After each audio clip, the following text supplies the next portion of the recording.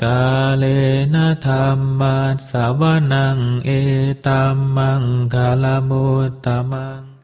Kita masuk pada video ketiga atau video terakhir dari pembacaan buku 108 Perumpamaan Dhamma oleh Ajahn Chah. Judul asli adalah In Simple Terms 108 Dhamma Similes. Diterjemahkan dari bahasa Thai ke bahasa Inggris oleh Bhikkhu Thanisaro, penerjemah bahasa Inggris ke bahasa Indonesia, Meta Winita Marlin, editor Bodhi Wimalo Bodhi Limas. Diterbitkan oleh Widyasena Production, cetakan pertama Februari 2012, untuk kalangan sendiri. Silakan klik timestamp atau penunjuk waktu jika Anda ingin langsung masuk ke salah satu perumpamaan tertentu. Belajar versus pergi berperang. Ada beberapa biku yang suka belajar dan melakukan penelitian terhadap Tipitaka dan telah belajar banyak mengenai teks-teks tersebut. Saya memberitahu mereka, cobalah untuk berlatih meditasi. Inilah yang terjadi dengan buku.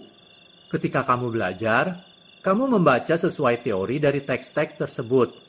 Tetapi ketika kamu pergi berperang, kamu harus keluar dari teori. Jika kamu berperang hanya berpatokan teori, kamu tidak akan menang dari musuhmu. Ketika pertempuran sudah menjadi sengit, maka kamu harus keluar dari teori teks-teks tersebut. Tangan. Mereka yang mempelajari teks dan mereka yang berlatih dhamma cenderung saling salah mengerti satu sama lain. Mereka yang mempelajari teks akan berkata, para biku yang tidak melakukan hal lain selain berlatih, sesungguhnya berbicara berdasarkan pandangan mereka sendiri. Mereka mengatakan hal tersebut tanpa berdasarkan bukti apapun. Sesungguhnya ada sebuah jalan di mana kedua pihak merupakan hal yang sama, yang akan membantu kita memahami segala sesuatu dengan lebih baik. Seperti telapak tangan kita dan punggung tangan kita. Ketika kamu meluruskan tanganmu ke depan, maka kelihatannya telapak tanganmu menghilang. Tetapi sesungguhnya telapak tersebut tidak hilang kemana-mana. Ia hanya tersembunyi di bawahnya. Dalam cara yang sama, ketika kamu memutar telapak tanganmu ke atas, maka punggung tanganmu menghilang. Tetapi sesungguhnya punggung tersebut tidaklah menghilang kemana. Ia hanya berada di bawahnya. Kamu harus mengingat hal ini ketika kamu berlatih meditasi. Jika kamu berpikir bahwa latihanmu telah merosot, kamu berhenti belajar dan atur harapanmu untuk memperoleh hasil. Tetapi tidak peduli berapa banyak kamu telah mempelajari Dhamma, kamu tidak akan pernah memahaminya karena kamu belum sejalan dengan kebenaran. Begitu kamu memahami sifat sesungguhnya dari Dhamma, kamu akan mulai melepas. Ini adalah suatu keinginan untuk melucuti kemelekatan, di mana kamu tidak melekat pada suatu hal apapun lagi. Atau jika kamu masih melekat, maka ia secara bertahap akan semakin berkurang dan berkurang. Inilah perbedaan antara belajar dan berlatih. Kata-kata yang tertulis. Berhenti. Letakkan pengetahuan ilmiahmu di dalam sebuah bundelan atau sebuah koper besar. Jangan bawa ia keluar untuk dibicarakan. Kamu tidak dapat membawa jenis pengetahuan seperti itu ke sini. Di sini adalah satu jenis pengetahuan yang baru. Ketika suatu keadaan sungguh-sungguh muncul, ia tidak akan sama dengan keadaan lainnya. Ini sama seperti menuliskan kata ketamakan. Ketika ketamakan muncul di hati, ini tidak sama dengan kata yang tertulis tersebut. Sama halnya ketika kamu marah. Ketika kamu menulis marah pada papan tulis, maka ia adalah suatu hal. Ia adalah kumpulan huruf. Ketika ia muncul di hati, maka akan terlalu cepat bagi kamu untuk bisa membaca sesuatu. Ia muncul begitu saja di hati. Hal ini penting, sangat penting. Jatuh dari sebuah pohon. Mengenai hukum sebab akibat yang saling bergantungan. Kegelapan batin adalah kondisi bagi timbulnya bentukan kehendak. Bentukan kehendak adalah kondisi bagi timbulnya kesadaran. Kesadaran adalah kondisi bagi timbulnya nama dan rupa. Kita telah mempelajari hal ini dan menghafalkannya, dan benar, hukum sebab akibat yang saling bergantungan ini telah dibagi oleh Sang Buddha seperti ini, untuk dipelajari oleh para murid. Tetapi ketika sebab akibat ini muncul, mereka akan menjadi terlalu cepat bagi kamu untuk menghitungnya. Sama seperti terjatuh dari puncak sebuah pohon. Brok, kamu sampai ke tanah. Kita tidak tahu cabang mana saja yang telah kita lewati. Saat di mana pikiran menemukan sebuah objek baik, jika objek itu adalah sesuatu yang disukai pikiran, maka objek tersebut akan dikategorikan baik. Pikiran tidak tahu urutan-urutan yang saling berhubungan di dalamnya. Pikiran berjalan sesuai dengan yang diucapkan dalam teks, tetapi mereka juga keluar dari teks. Pikiran tidak berkata, saat ini adalah kegelapan batin, saat ini adalah bentukan kehendak, saat ini adalah kesadaran, saat ini adalah nama dan rupa. Mereka tidak punya tanda-tanda bagi kamu untuk dibaca. Sama seperti terjatuh dari sebuah pohon. Sang Buddha berbicara mengenai kondisi mental secara terperinci, tetapi saya menggunakan perbandingan seperti terjatuh dari sebuah pohon. Ketika kamu tergelincir dari sebuah pohon, brak! Kamu tidak dapat mengukur berapa kaki dan inci kamu telah terjatuh. Yang kamu tahu hanyalah kamu jatuh menabrak tanah dan merasa kesakitan. Pisau. Melatih tubuh dengan tujuan memperkuatnya dan melatih pikiran dengan tujuan memperkuatnya adalah suatu hal yang sama. Tetapi menggunakan metode yang berbeda. Dalam melatih tubuh, kamu harus menggerakkan berbagai bagian-bagian tubuh yang berbeda. Tetapi dalam melatih pikiran, kamu membuatnya berhenti dan beristirahat. Seperti ketika kamu melakukan konsentrasi.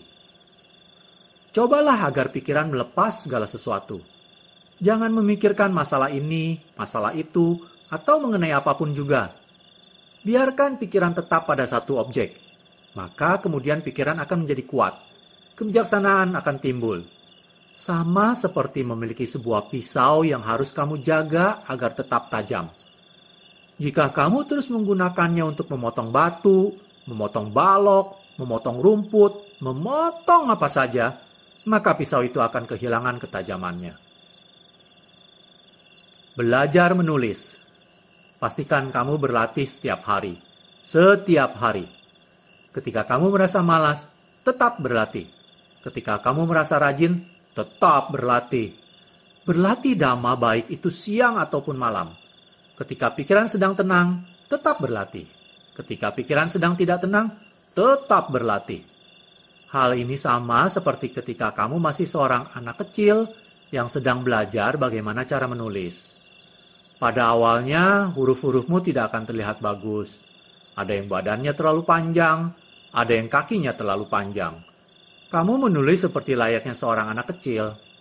Meskipun demikian, seiring waktu, huruf-huruf itu akan menjadi semakin bagus karena kamu terus berlatih. Anak kecil dan orang dewasa. Perhatian penuh dan kebijaksanaan harus berjalan bersama. Di tahap pertama, pikiran akan masuk ke dalam kondisi tenang dan sunyi dengan cara perhatian penuh. Pikiran akan bisa tetap tenang hanya ketika kamu duduk dengan mata tertutup. Itu adalah ketenangan. Kamu akan tergantung pada perhatian penuh sebagai sebuah dasar yang membantumu membangkitkan kebijaksanaan atau pencerahan pada akhirnya. Jika telah demikian, maka pikiran akan tetap tenang, baik ketika kamu sedang duduk dengan mata tertutup ataupun ketika berjalan di tengah hiruk-pikuk kota. Sama seperti ini, dulu kamu adalah seorang anak kecil. Sekarang kamu adalah seorang dewasa. Anak kecil dan orang dewasa itu adalah orang yang sama. Dengan cara yang sama, kamu dapat mengatakan bahwa ketenangan dan pencerahan adalah hal yang berbeda, atau seperti makanan dan tai. Kamu dapat mengatakan mereka adalah hal yang sama, tetapi bila dilihat dari sudut yang lain, kamu bisa mengatakan bahwa mereka adalah hal yang berbeda. Sebatang tongkat. Meditasi seperti sebatang tongkat. Pencerahan terdapat pada ujung tongkat tersebut. Ketenangan terdapat pada ujung satunya lagi. Jika kamu mengangkat tongkat ini, apakah hanya satu ujung tongkat yang terangkat atau kedua ujung tongkat tersebut? Jika kamu mengangkatnya, maka kedua ujung tongkat tersebut akan ikut terangkat juga. Apakah itu pencerahan? Apakah itu ketenangan? Itu semua adalah pikiran ini. Melukis sebuah gambar. Keberhasilan dalam latihan adalah berkaitan dengan kebijaksanaan. Meditasi pencerahan, di mana kebijaksanaan dan pikiran berdiam bersama. Beberapa orang tidak perlu melakukan usaha yang keras dan kedua hal ini muncul bersama dengan sendirinya. Orang yang memiliki kebijaksanaan tidak perlu melakukan usaha sama sekali. Perhatian penuh sama seperti menjadi seorang seniman. Kamu melihat pada suatu objek dan kamu memahaminya. Kamu memahaminya hingga objek itu tinggal di dalam hatimu. Kamu dapat melukis keluar sebuah gambar yang ada di hatimu. Kamu tidak perlu duduk tepat di depan objek tersebut dan melukis dengan memandangnya. Orang yang belum paham adalah orang yang harus duduk di depan objek tersebut dan mensketsanya hingga meresap ke dalam hatinya. Dengan kebijaksanaan, kamu tidak perlu duduk di sana dan mensketsanya. Kamu melihat dan kamu memahami. Kamu dapat melukiskannya sebagai hasil dari pemahamanmu. Demikianlah hal ini berjalan. Makanan yang kamu suka. Objek meditasi untuk mencapai ketenangan, jika tidak sesuai dengan karaktermu, tidak akan menghasilkan timbulnya kebebasan akan nafsu atau menghilangkan kecemasan. Objek yang sesuai dengan sifatmu adalah hal yang kamu rasa paling sering kamu pikirkan. Seringkali kita tidak menyadarinya, tetapi kita harus menyadari hal ini agar kita bisa mengambil manfaat darinya. Hal ini sama seperti berbagai macam makanan yang disusun di atas sebuah meja. Kamu mencicipi makanan dari setiap mangkok, setiap jenis makanan, dan kamu akan menemukan bagi dirimu sendiri makanan mana yang paling kamu suka, mana yang tidak kamu suka. Kamu akan mengatakan bahwa makanan yang kamu suka lebih enak dibandingkan yang lainnya. Ini yang saya katakan mengenai makanan. Kamu dapat membandingkannya dengan meditasimu. Objek manapun yang sesuai dengan karaktermu akan membuatmu merasa nyaman. Menangkap seekor kadal. Cara untuk memusatkan pikiranmu pada sebuah objek, untuk menangkap dan memegang pada objek tersebut, adalah dengan memperkenalkan dirimu dengan pikiranmu dan memperkenalkan dirimu dengan objekmu. Hal ini sama caranya seperti laki-laki yang menangkap seekor kadal. Kadal tersebut berdiam di dalam cekungan sebuah sarang rayap yang memiliki 6 lubang. Laki-laki itu menutup 5 lubang, meninggalkan hanya 1 lubang saja bagi si kadal untuk keluar. Kemudian dia duduk mengawasi 1 lubang tersebut. Ketika kadal tersebut keluar, dia menangkapnya. Kamu memfokuskan pikiranmu dengan cara yang sama. Tutup matamu, tutup telingamu, tutup hidungmu, tutup lidahmu, tutup badanmu, dan biarkan hanya pikiranmu yang terbuka. Dengan kata lain, berlatihlah untuk menahan nafsu indramu dan pusatkan hanya pada pikiran. Meditasi adalah seperti laki-laki yang menangkap seekor kadal. Kamu pusatkan pikiranmu pada nafas, menjadi penuh perhatian dan tetap sadar. Apapun yang kamu lakukan, kamu sadar apa yang kamu lakukan. Perasaan yang muncul di pikiran pada saat itu adalah bahwa kamu sadar apa yang kamu sedang lakukan. Perasaan itu adalah yang membuat kamu sadar. Tetesan air, arus air. Mulai dari merenungkan pikiranmu sendiri. Selalu bersungguh-sungguh menjaga 5 pedoman perilaku. Jika kamu membuat suatu kesalahan, berhenti, putar balik, dan mulai kembali. Mungkin kamu akan tersesat dan membuat kesalahan lainnya. Ketika kamu menyadari hal tersebut, putar balik, mulai kembali, setiap kali dan setiap waktu. Perhatian penuh kamu akan mencapai tingkat yang lebih tinggi, seperti air yang dituangkan dari sebuah teko. Jika kita memiringkan teko tersebut hanya sedikit, air akan keluar dalam bentuk tetesan. Tes, tes, tes. Ada jeda dalam aliran. Jika kita memiringkan teko itu lagi, maka tetesan air akan menjadi lebih sering. Tes, tes, tes. Jika kita miringkan lagi, bahkan suara tetesan itu akan hilang. Dan air berubah menjadi sebuah arus yang bersambungan. Tidak ada lagi tetesan-tetesan, tetapi mereka tidaklah hilang kemana. Tetesan itu menjadi sangat cepat sehingga mereka berubah menjadi sebuah arus air yang bersambungan. Mereka menjadi sangat cepat karena mereka terlalu cepat. Mereka bercampur menjadi satu kesatuan membentuk sebuah arus air. Menggembalakan kerbau sama seperti latihan. Ketika kita terus memperhatikan pikiran kita, ketika kesadaran terus mengamati pikiran itu sendiri, siapapun yang terus memperhatikan pikiran akan terhindarkan dari perangkap marah. Hal ini sama seperti menggembalakan seekor 1. Tanaman padi, 2. Kerbau, 3. Pemilik kerbau. Kerbau ingin makan tanaman padi. Tanaman padi adalah apa yang ingin dimakan oleh kerbau. Pikiran adalah seperti kerbau. Objek-objek pikiran adalah seperti tanaman padi. Kesadaran adalah seperti pemilik kerbau. Ketika kita sedang menggembalakan seekor kerbau, kita harus mengikutinya untuk memastikan ia tidak memakan padi. Jika kita kehilangan kerbau itu, maka kita akan terus mencarinya. Jika kerbau itu mendekat ke tanaman padi, kita meneriakinya. Ketika kerbau tersebut mendengar kita, ia akan mundur kembali. Tetapi kita tidak boleh puas. Setidaknya, jangan tidur siang di tengah hari tersebut. Jika kamu tidur siang di tengah hari, padi tersebut pastilah akan lenyap. Memukul kerbau. Pikiran itu seperti kerbau. Objek pikiran seperti tanaman padi. Kesadaran seperti pemilik kerbau. Apa yang kamu lakukan ketika kamu sedang menggembalakan seekor kerbau? Kamu kehilangan kerbau tersebut. Maka kamu akan terus mencarinya hingga ketemu. Jika ia dekat dengan tanaman padi, kamu meneriakinya. Ketika kerbau itu mendengarmu, maka ia akan mundur. Tetapi kamu tidak bisa puas. Jika kerbau tersebut keras kepala dan tidak ingin mendengarkanmu, kamu ambil sebuah tongkat yang berat dan benar-benar memukulnya. Jika demikian, menurut kamu, kemana kerbau itu akan pergi? Mengajar seorang anak kecil. Jadi dalam latihan ini kita diberitahukan untuk duduk. Itulah latihan dengan cara duduk. Dan kemudian kamu terus memusatkan perhatian. Akan ada suasana hati baik dan suasana hati buruk yang bercampur bersama sesuai dengan sifat alami mereka. Janganlah dengan mudah memuji pikiranmu. Jangan dengan mudah menghukumnya.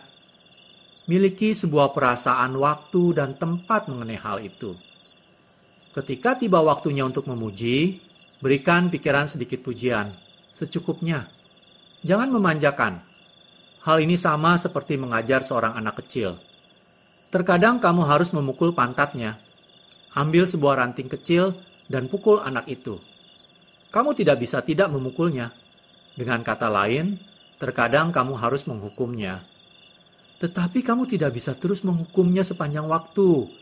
Jika kamu menghukumnya sepanjang waktu, maka tindakan ini akan menjadi tindakan salah semata. Jika kamu terus menyenangkannya dengan terus memberinya hadiah-hadiah, tindakan ini juga tidak akan membawa hasil apa-apa. Bentuk standar.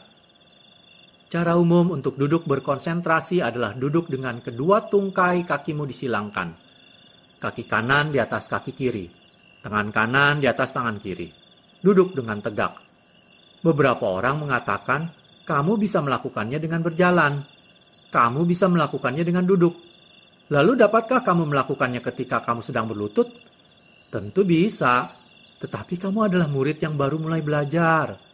Ketika kamu mulai belajar menulis, kamu harus berlatih membuat huruf-huruf yang jelas terlebih dahulu.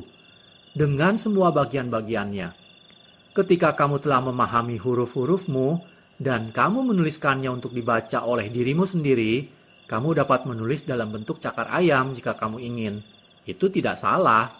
Tetapi pertama-tama, kamu harus belajar huruf yang standar terlebih dahulu. Menabur beras. Duduk memperhatikan nafas keluar dan masuk. Tetap rileks dan nyaman. Tetapi jangan biarkan dirimu teralihkan. Jika kamu teralihkan, berhenti. Amati untuk melihat kemana pikiran pergi dan mengapa pikiran tidak mengikuti nafas. Cari pikiran itu dan bawa kembali. Pastikan pikiran terus-menerus berada bersama napas. Dan dalam satu dari beberapa hari ini, kamu akan menyeberang ke suatu hal yang bagus. Tetapi tetap lakukan apa sedang yang kamu lakukan.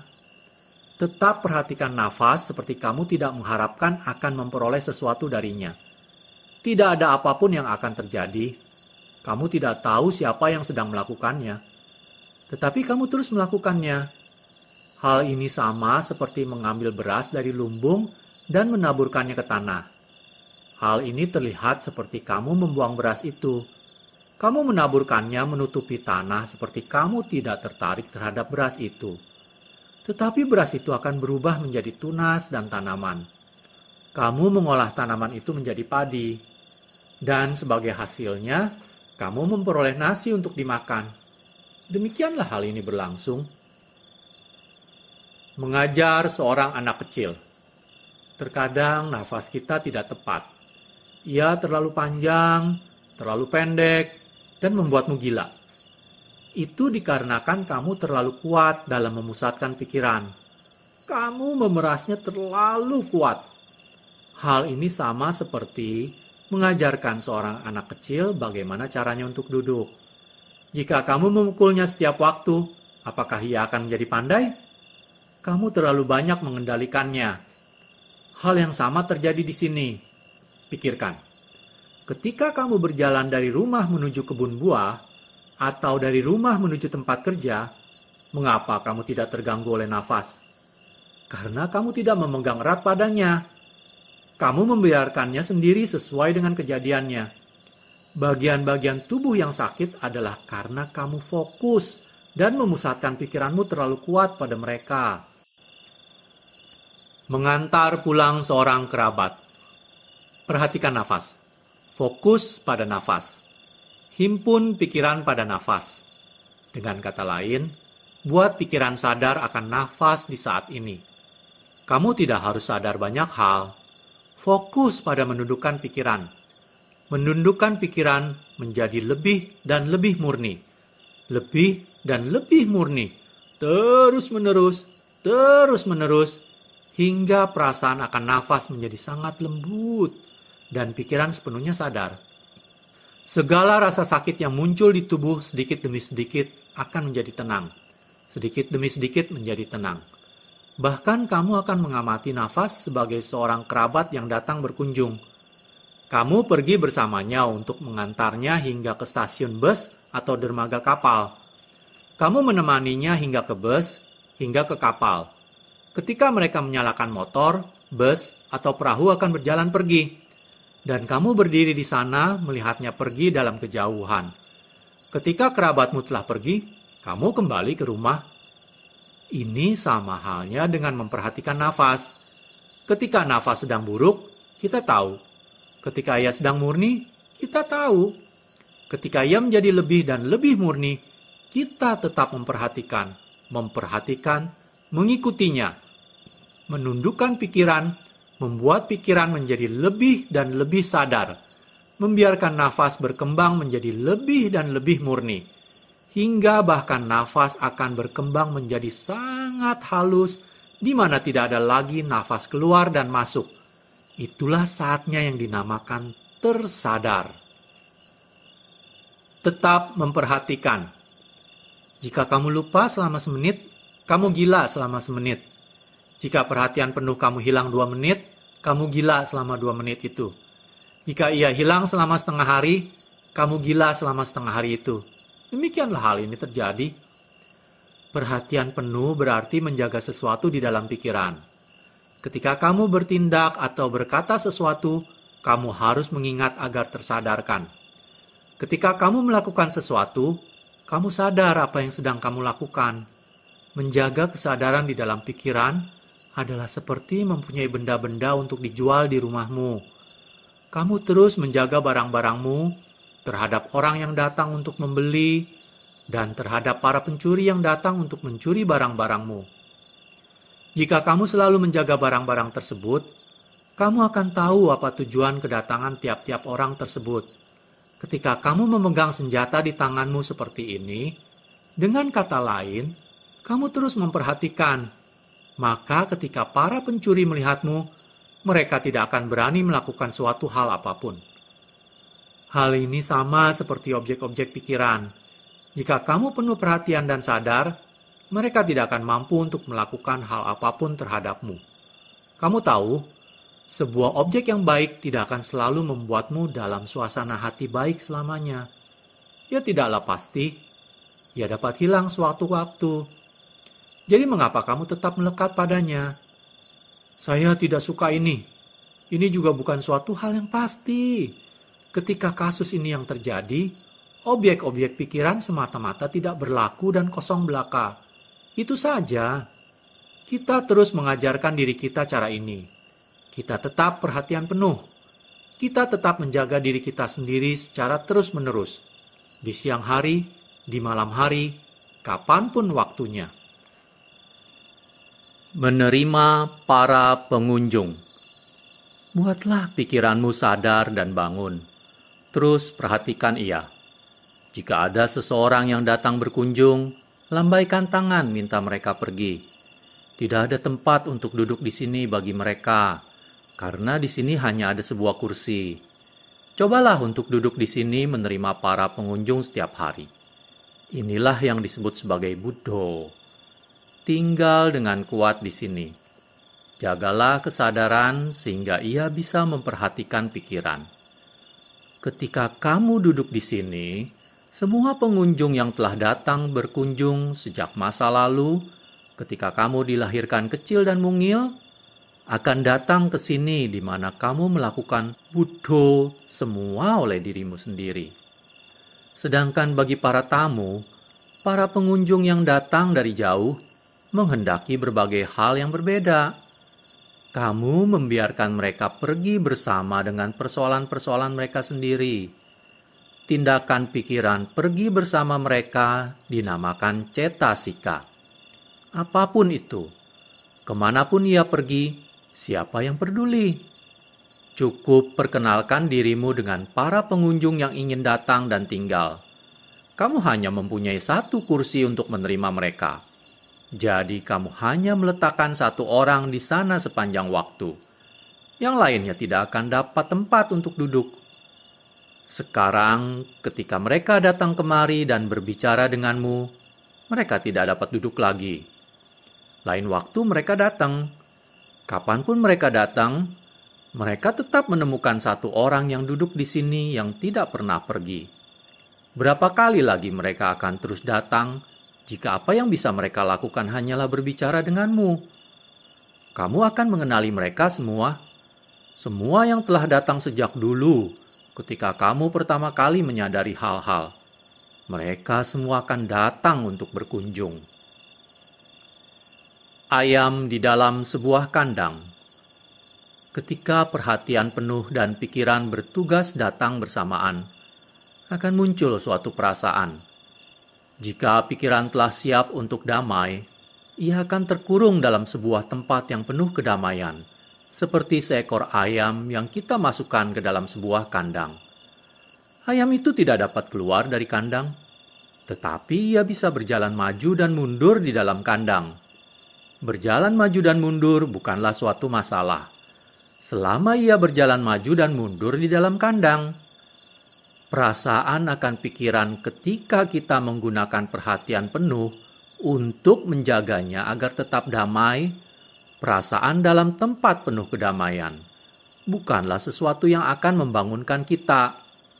Dengan kata lain, ketika ia merasa, ketika ia berpikir, biarkan ia merasa dalam kedamaian. Hal ini tidak menjadi masalah. Seorang anak nakal. Ini seperti jika seorang anak nakal sedang bercanda, mengganggu kita hingga kita harus meneriaki dan memukulnya. Kita harus memahami bahwa itu semata-mata hanyalah sifat dari anak tersebut. Ketika kamu memahami hal ini, kamu akan membiarkan anak itu pergi dan bermain. perasaan susah dan terganggumu akan menghilang karena akan berniat menerima sifat anak tersebut. Itulah seharusnya bagaimana perasaan-perasaanmu terhadap kondisi yang berubah. Ketika kita menerima sifat alami dari segala sesuatu, kita dapat membiarkan mereka pergi, meninggalkan mereka sendiri. Pikiran kita akan dapat tenang dan damai. Hal ini berarti kita telah paham sepenuhnya. Kita memiliki pandangan yang benar. Itulah akhir dari masalah yang harus kita selesaikan. Tinggal bersama seekor kobra. Ingatlah hal ini. Semua objek pikiran, tanpa peduli apakah itu adalah hal yang kamu suka atau yang tidak kamu suka, adalah seperti kobra yang beracun. Jika mereka menyerang dan menggigitmu, kamu akan meninggal. Objek-objek pikiran seperti kobra yang memiliki racun sangatlah tangguh. Objek-objek yang kita suka mengandung banyak racun. Objek-objek yang tidak kita suka juga mengandung banyak racun. Mereka dapat menjauhkan pikiran kita dari kebebasan. Mereka dapat membuat pikiran tersesat dari prinsip-prinsip Buddha Dhamma. Tinggalkan kobra itu sendiri. Objek-objek dan suasana pikiran adalah seperti kobra beracun yang galak. Jika tidak ada sesuatu yang menghadang jalan kobra tersebut, maka ia akan merayap pergi sesuai dengan sifatnya. Meskipun ia mengandung racun, ia tidak memperlihatkannya. Ia tidak berbahaya karena kita tidak di dekatnya. Kobra itu hanya merayap pergi sesuai dengan urusan kobra itu sendiri. Ia akan terus merayap di jalannya. Jika kamu cerdas, kamu akan meninggalkan segala hal sendiri. Kamu akan meninggalkan hal-hal baik sendirian. Kamu akan meninggalkan hal-hal buruk sendirian. Kamu akan meninggalkan hal-hal yang kamu suka sendirian. Sama seperti kamu meninggalkan seekor ular kobra beracun sendirian. Kamu biarkan ia merayap pergi di jalannya sendiri. Ular itu merayap pergi meskipun ia membawa racun. Sebuah oven. Mencoba untuk melihat suatu hal dengan jelas di dalam dirimu. Itu dinamakan pacatang. Apapun objek yang di luar datang dan membuat kontak, ia akan selalu menjadi pacatang tanpa berhenti. Untuk meletakkan dalam istilah sederhana, ia seperti membakar arang atau balok kayu. Pernahkah kamu melihat sebuah oven untuk membakar arang atau balok kayu? Mereka membangun sebuah api yang besar sekitar 1 meter di bagian luar mulut oven. Dan oven tersebut akan menghasilkan asap dan api dengan sendirinya di bagian dalam. Lihatlah dengan cara ini. Akan terlihat jelas dengan cara ini. Ini adalah sebuah perbandingan. Jika kamu membangun ovenmu untuk membakar arang atau balok kayu dengan cara yang benar, dengan spesifikasi yang benar, kamu membangun api sebesar 1 meter atau 1,5 meter di bagian luar mulut oven. Ketika asapnya mulai muncul, ia akan mengalir masuk ke dalam oven. Tanpa ada yang tertinggal di luar. Panas akan masuk, mengisi bagian dalam oven dan tidak lari keluar. Panas akan masuk dan membakar benda-benda dengan sangat cepat. Itulah caranya. Sama halnya dengan perasaan seseorang yang berlatih. Terdapat sebuah perasaan bahwa segala sesuatu berubah menjadi pandangan benar. Mata melihat bentuk-bentuk, telinga mendengar suara-suara, hidung mencium aroma-aroma, lidah mencicip rasa-rasa, dan semua hal itu berubah menjadi pandangan benar. Akan terdapat sebuah kontak yang menyebabkan timbulnya kebijaksanaan yang akan berlangsung terus-menerus sepanjang waktu. Mangga yang jatuh. Gunakan ketenanganmu untuk merenungi penglihatan, suara, bebauan, rasa, sensasi sentuhan, dan buah-buah pikiran yang membuat kontak. Tidak peduli apakah mereka baik atau buruk, gembira atau sedih. Hal ini sama seperti seseorang yang memanjat sebuah pohon mangga dan menggoyangkannya sehingga mangga-mangga berjatuhan ke tanah. Kita berada di bawah pohon, mengumpulkan mangga-mangga tersebut. Kita tidak mengambil mangga yang busuk, kita hanya mengambil mangga yang bagus. Hal ini tidak membuang tenaga kita karena kita tidak memanjat pohon mangga tersebut. Kita hanya mengambil apa yang ada di atas tanah. Laba-laba. Saya mendapatkan sebuah contoh yang bagus dari mengamati laba-laba. Seekor laba-laba membuat sebuah sarang yang seperti sebuah jaring. Dia menenun sarangnya dan membentangkannya ke berbagai tempat terbuka. Ketika itu saya duduk dan merenung. Ia menggantungkan sarangnya seperti sebuah layar film. Dan ketika ia sudah selesai, ia menggulung dirinya sendiri naik ke atas tepat di tengah-tengah jaring. Laba-laba itu tidak berjalan ke sana kemari. Segera ketika seekor lalat atau serangga lainnya terbang ke dalam jaringnya, maka jaringnya akan bergetar. Segera ketika jaringnya bergetar, laba-laba itu akan lari keluar dari tempatnya dan menangkap serangga tersebut sebagai makanan. Ketika ia selesai, ia menggulung tubuhnya kembali ke tengah-tengah jaring sama seperti sebelumnya. Tidak masalah apapun jenis serangga yang tertangkap oleh jaringnya. Seekor lebah atau apapun juga. Sepanjang jaring tersebut bergetar, laba-laba itu akan segera berlari untuk menangkapnya. Kemudian ia akan balik kembali dan berdiam. Tenang di tengah-tengah jaring, di mana tidak ada seorang pun yang dapat melihatnya setiap waktu. Melihat laba-laba yang berlaku seperti ini, saya mencapai sebuah pemahaman. 6 jangkauan indera adalah mata, telinga, hidung, lidah, tubuh, dan pikiran. Pikiran berdiam di tengah.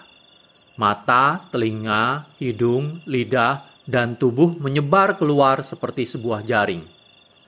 Objek-objek indera seperti serangga. Segera ketika sebuah penglihatan datang ke mata, atau sebuah suara datang ke telinga, sebuah aroma ke hidung, sebuah rasa ke lidah, atau sebuah sensasi sentuhan ke tubuh. Pikiran yang akan mengetahuinya. Segala sesuatu bergetar menuju ke pikiran. Hanya dengan ini saja cukup untuk menyebabkan timbulnya sebuah pemahaman. Kita dapat hidup dengan bergelung di dalam, seperti laba-laba yang bergelung di dalam jaringnya. Kita tidak perlu pergi kemana-mana. Ketika serangga datang menuju jaring dan jaringnya bergetar menuju ke hati. Kemudian segera ketika kita sadar, kita keluar dan menangkap serangga tersebut. Kemudian kita kembali ke tempat semula. Setelah mengamati laba-laba, kamu dapat menggunakan apa yang telah kamu pelajari di pikiranmu. Ini adalah hal yang sama. Jika pikiran melihat ketidakkekalan, penderitaan, dan tanpa aku, ia akan menyebar keluar. Ia tidak lagi menjadi pemilik kebahagiaan, tidak lagi menjadi pemilik penderitaan. Selama ia melihat jelas dengan cara ini, ia akan mencapai titik itu. Apapun yang kamu lakukan, kamu tetap damai. Kamu tidak menginginkan hal apapun lagi. Meditasimu tidak lain tidak bukan telah mencapai kemajuan. Ayam liar. Saya akan memberikan kamu sebuah contoh sederhana. Ini seperti ayam-ayam liar. Kita semua tahu bahwa ayam-ayam liar itu serupa. Tidak ada hewan lainnya yang lebih bersikap hati-hati terhadap manusia. Ketika pertama kali saya datang ke hutan ini, saya memikirkan ayam-ayam liar tersebut. Saya mengamati mereka dan mempelajari berbagai hal dari mereka. Pada awalnya, hanya seekor dari mereka yang akan datang dekat saya ketika saya sedang bermeditasi jalan. Ketika dia datang mendekat, saya tidak melihat ke arahnya. Apapun yang ia lakukan, saya tidak melihat ke arahnya. Saya tidak membuat gerakan apapun yang akan mengejutkannya. Setelah suatu waktu, saya mencoba berhenti diam dan melihat padanya. Segera ketika mata saya tertuju padanya, ayam itu langsung lari pergi. Ketika saya berhenti melihat padanya, ia akan mulai mencakar-cakar tanah, mencari makanan seperti sebelumnya. Tetapi setiap kali saya melihat ke arahnya, dia akan lari menjauh. Setelah suatu waktu, ia mungkin menyadari betapa tenang saya sebelumnya. Jadi ia menurunkan pertahanannya. Tetapi segera ketika saya melemparkan sedikit beras ke arahnya, ia lari pergi. Tetapi saya tidak peduli. Saya tetap melempar sedikit beras. Setelah suatu waktu, ia akan kembali. Tetapi ia tidak berani memakan beras tersebut. Ia tidak tahu apa itu sebelumnya. Ia berpikir saya berencana membunuhnya dan memasak kari. Tetapi saya tidak peduli apakah ia memakan beras tersebut atau tidak. Setelah suatu waktu, ayam tersebut kembali mencakar-cakar di sekitar tanah itu lagi. Ia mungkin mulai memperoleh bagaimana rasa beras itu. Hari berikutnya, ia datang kembali ke tempat yang sama dan memperoleh beras untuk dimakan.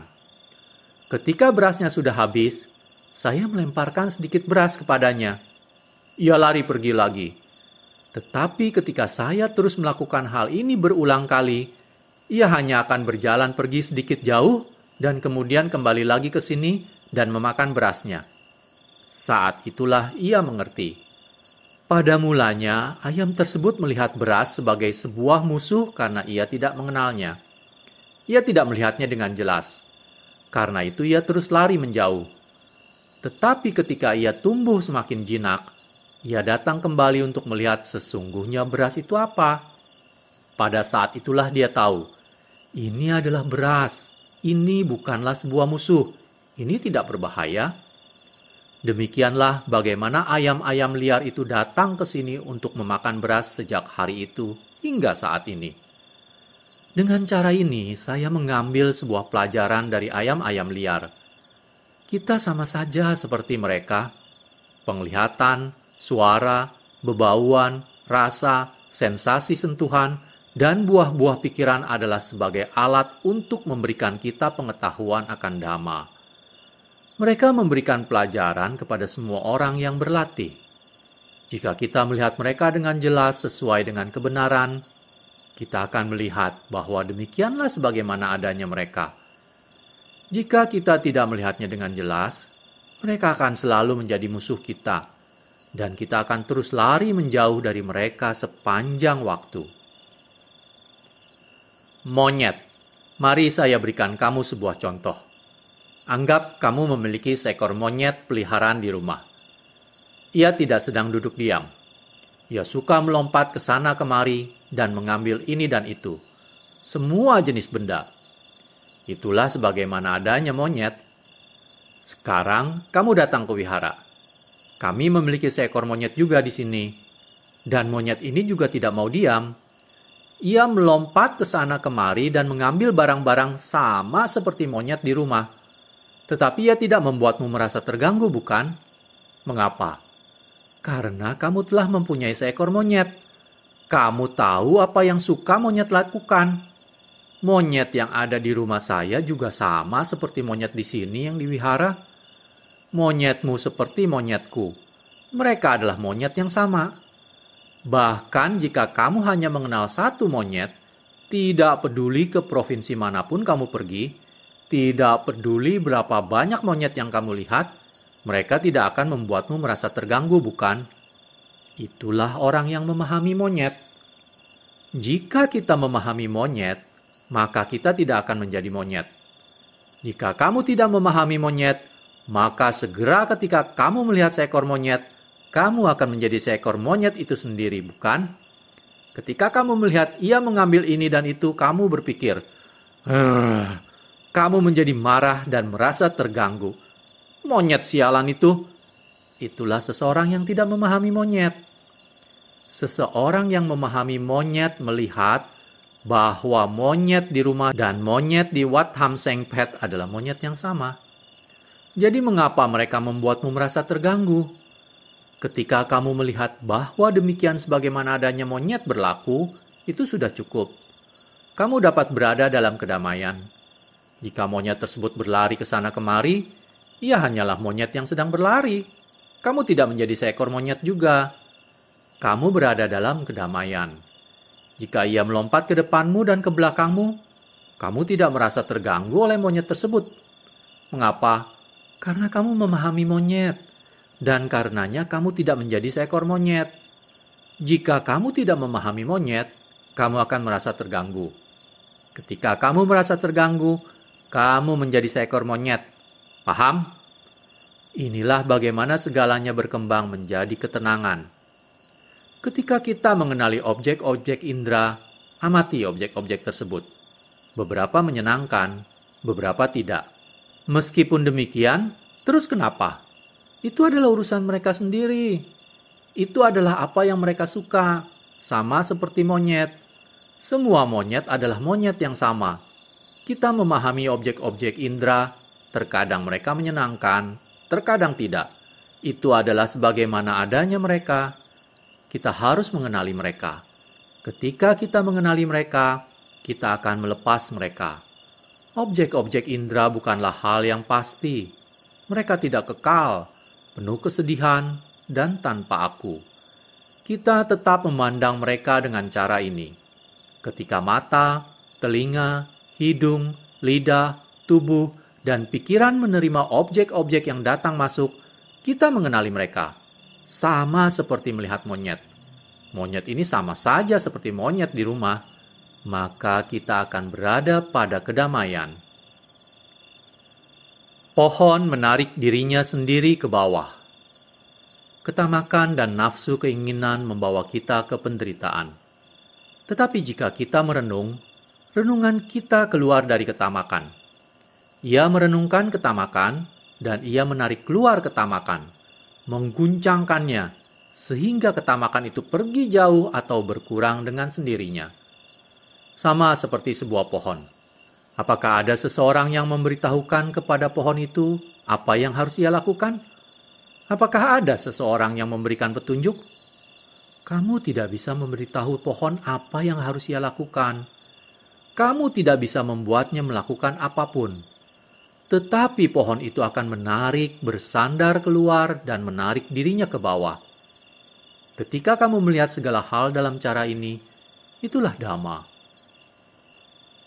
Mengangkat beban. Perhatian penuh dan kesadaran adalah seperti dua orang yang sedang mengangkat sebatang balok berat. Orang ketiga memperhatikan, dan ketika dia melihat balok itu berat, dia datang untuk membantu. Ketika balok itu berat seperti itu, dia tidak dapat tidak membantu. Dia harus membantu. Orang yang membantu ini adalah kebijaksanaan. Ia tidak dapat tinggal diam. Ketika terdapat perhatian penuh dan kesadaran, kebijaksanaan harus masuk dan bergabung dengan mereka. Sebotol air, mata air. Sama seperti ketika memasukkan air ke dalam sebuah botol dan memberikannya kepada seseorang untuk diminum. Ketika orang tersebut selesai meminumnya, dia akan harus datang kembali dan meminta lebih. Karena air itu bukanlah air di mata air. Itu adalah air di dalam sebuah botol. Tetapi jika kamu menunjukkan mata air ke orang tersebut dan memberitahukannya untuk mengambil air di sana, dia bisa duduk di sana dan terus meminum air dan tidak akan meminta air lagi padamu. Karena air itu tidak akan pernah habis. Sama seperti ketika kita melihat ketidakkekalan, penderitaan, dan tanpa aku. Hal ini akan masuk ke dalam. Kita menjadi benar-benar tahu. Kita tahu asal mula segala hal. Pengetahuan biasa tidak akan mengetahui asal mula segala hal. Jika kita mengetahui asal mula segala hal, ia tidak akan pernah menjadi tidak berguna. Apapun yang muncul, kita mengetahuinya dengan benar. Dan segala sesuatu akan bubar. Kita mengetahui dengan benar tanpa berhenti. Air tenang yang mengalir. Pernahkah kamu melihat air yang mengalir? Pernahkah kamu melihat air tenang? Jika pikiranmu damai, ia akan seperti air tenang yang mengalir. Pernahkah kamu melihat air tenang yang mengalir? Tepat. Kamu hanya pernah melihat air mengalir dan air tenang. Kamu tidak pernah melihat air tenang yang mengalir. Tepat di sana, tepat di mana pikiranmu tidak dapat membawamu. di mana pikiran tenang tetapi dapat mengembangkan kebijaksanaan. Ketika kamu melihat ke dalam pikiranmu, itu akan seperti air mengalir dan tetap tenang. Ia terlihat seperti ia tenang, ia terlihat seperti ia mengalir. Jadi ia disebut air tenang yang mengalir. Inilah sebagaimana adanya dia. Disitulah di mana kebijaksanaan dapat timbul. Batang kayu di kanal. Sama seperti memotong sebatang kayu, melemparkannya ke dalam sebuah kanal, dan membiarkannya mengalir bersama air di dalam kanal. Jika ia tidak dimakan oleh ulat, tidak busuk, tidak terbentur, tidak tersandung tepian sini atau tepian sana, ia akan terus mengalir sepanjang kanal.